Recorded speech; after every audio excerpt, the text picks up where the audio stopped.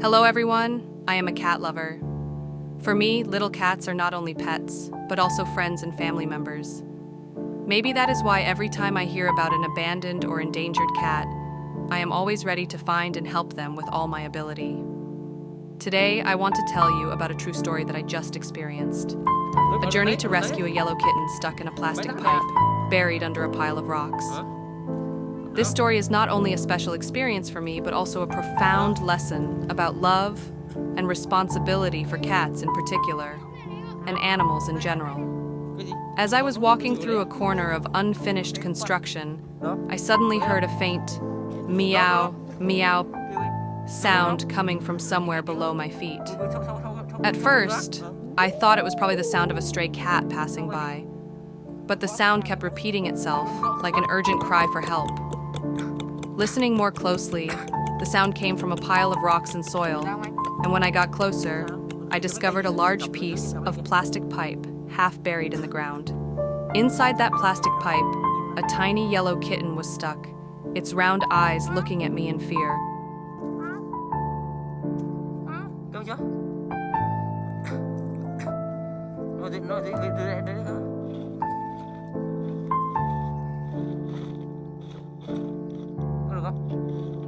Cái thằng thằng ấy.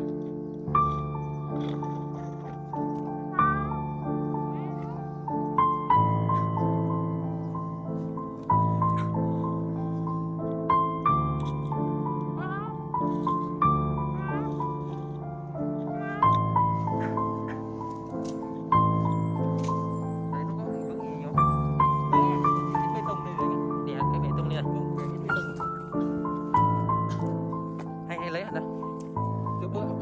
Bày mấy cái tấm bê tông ra này.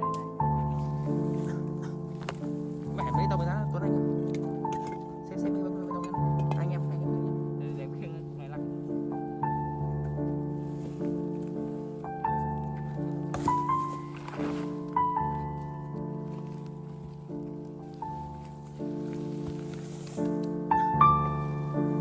Ở đấy có nhìn thấy không?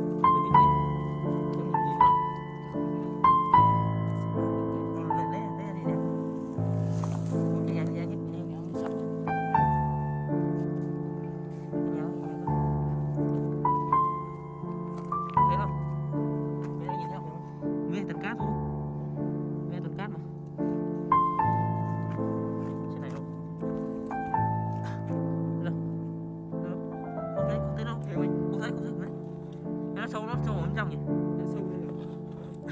Em nhẹ để cái nhé.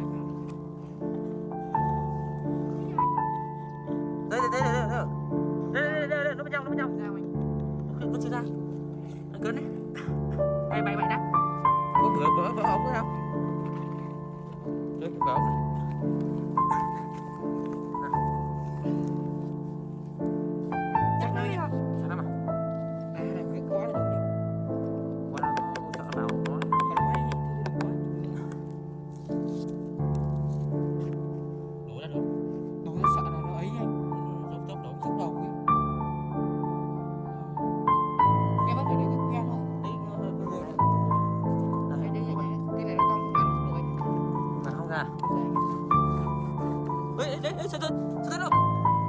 Sao thế đâu? Nó trong là kiệt lắm, kiệt chắc lắm. Nó kiệt chắc lắm. Cô ấy chắc vừa lúc đâu em ạ. Thật nhá. Người thật đấy. Nhẹ thôi.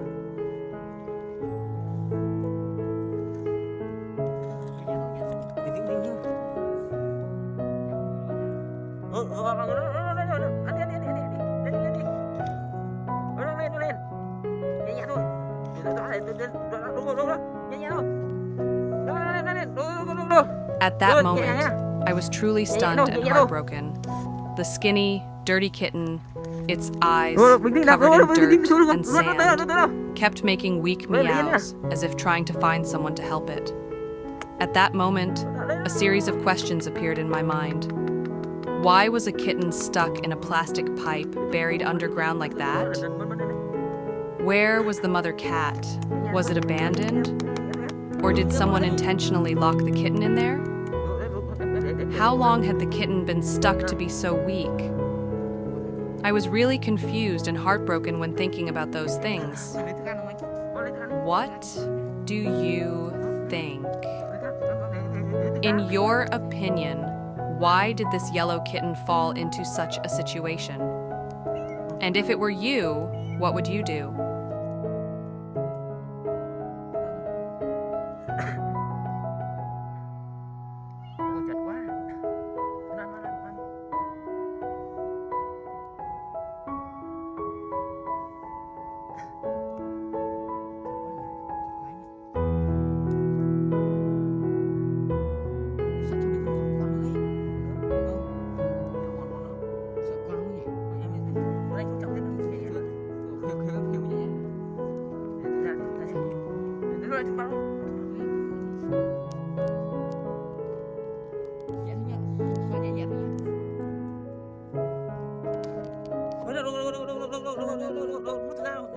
Để tự đi nhá. Để tự đi nhá.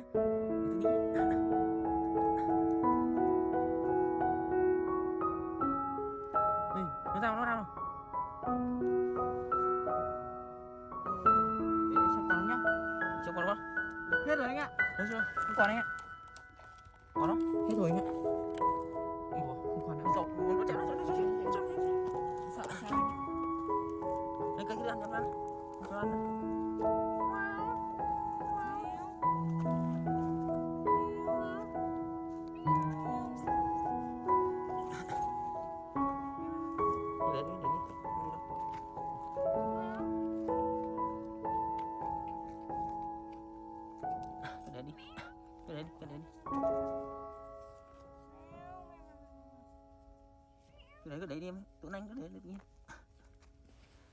I understood that I could not hesitate any longer, because if I left it any longer, the kitten might become exhausted without anyone knowing. With my bare hands, I began to dig through each layer of dirt and rocks to pull the plastic pipe out. After nearly 20 minutes of struggling in the hot sun, I finally pulled the plastic steer.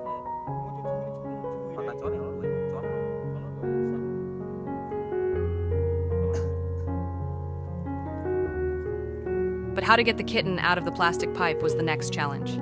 I gently used my hands to soothe and whisper comfort to the kitten so that it would not panic. After a while, I slowly pulled the kitten out. Its body trembled with fear. Its eyes looked at me as if it had just been reborn.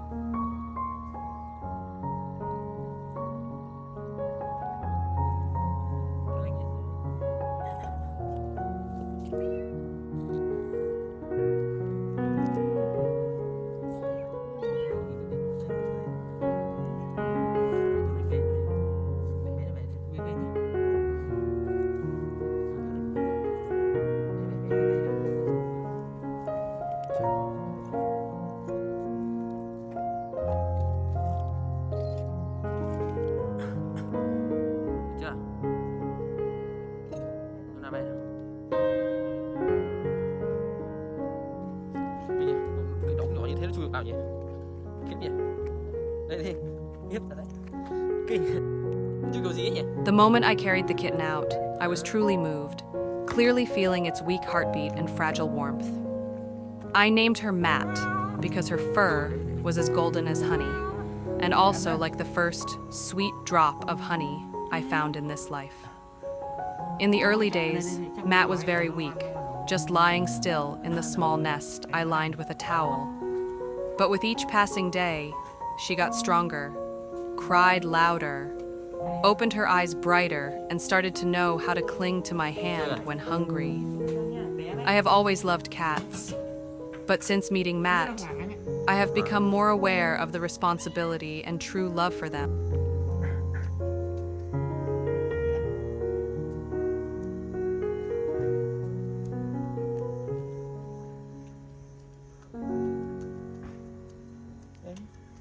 Em đây.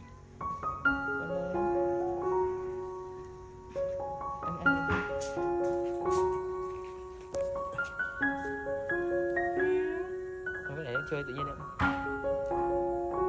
Thiện đấy. Không phải xuống nhé. Thôi thôi. Không để em để.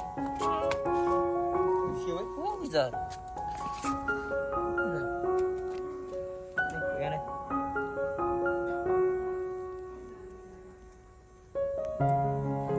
Rồi chơi nhá.